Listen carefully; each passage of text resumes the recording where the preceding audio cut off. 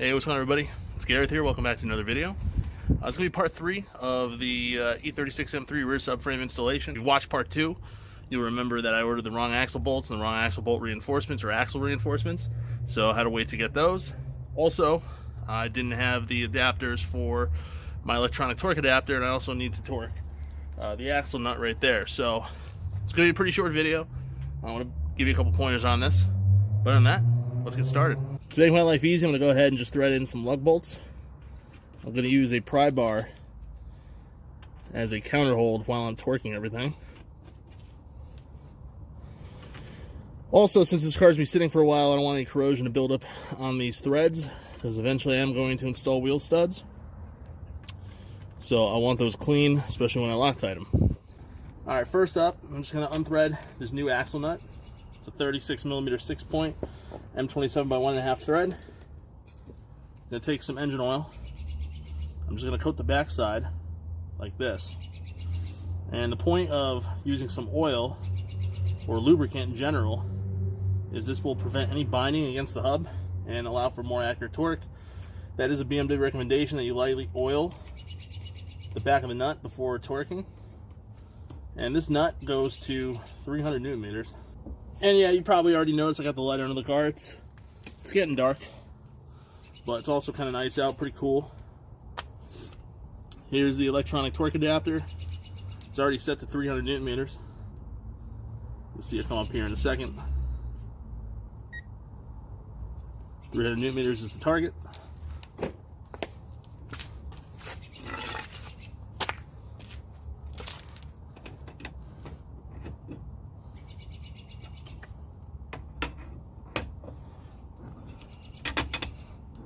There we go.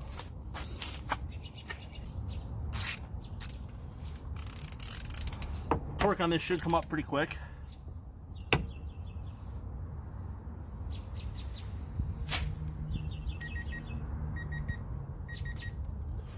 Ran out of room.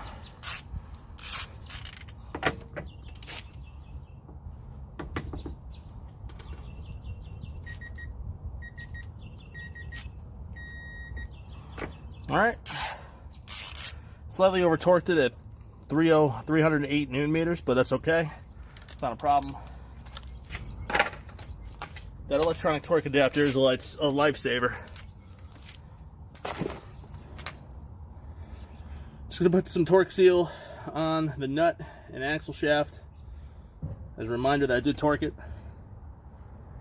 I am gonna take a cold chisel and knock in the sides here, stake the axle nut. You're supposed to do that. Will prevent it from being able to back off. Almost acts like a lock nut at that point. We already have this set up. And so next we're going to go into the car. We're going to install the new axle bolts and the reinforcements. We're going to torque those to spec. And then after that, we're going to have to recheck the torque on those subframe bolts. And then really the rear end should be pretty set with the exception of the brakes.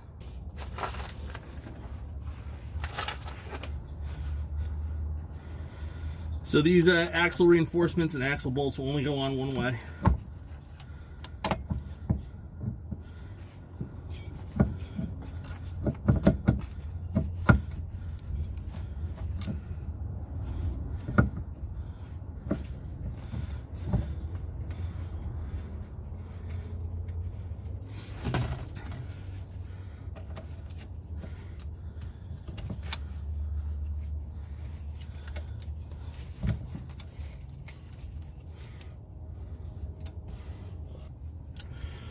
These axle bolts are an E12 Torx head. So external Torx E12. And these bolts are M10 by 46, so a very specific size they need to be, because of course you have your side cover here for the differential, so it can't be too long, otherwise it'll hit that. These bolts are kind of pricey, but I wouldn't waste time trying to source them from some other alternative place. Just buy the ones from BMW.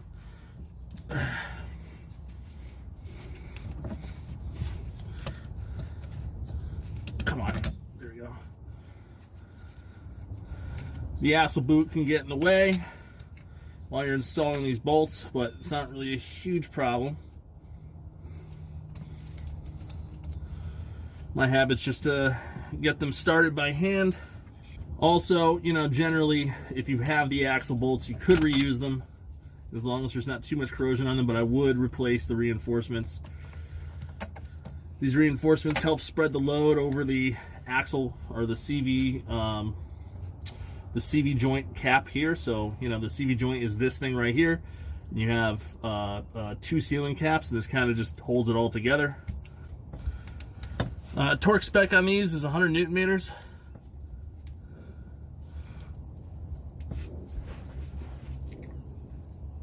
There we go.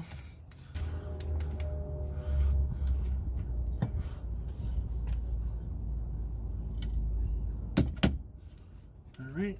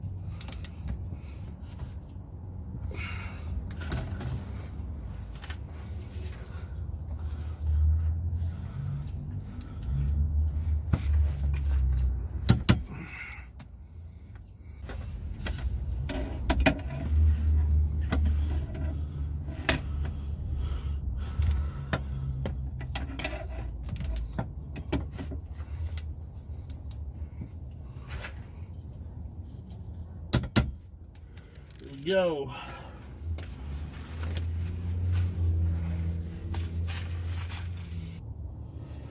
Stuff is not cooperating tonight.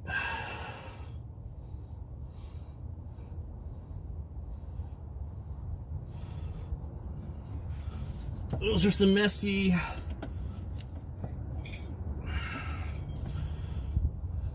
applications of the torque seal. It's all right.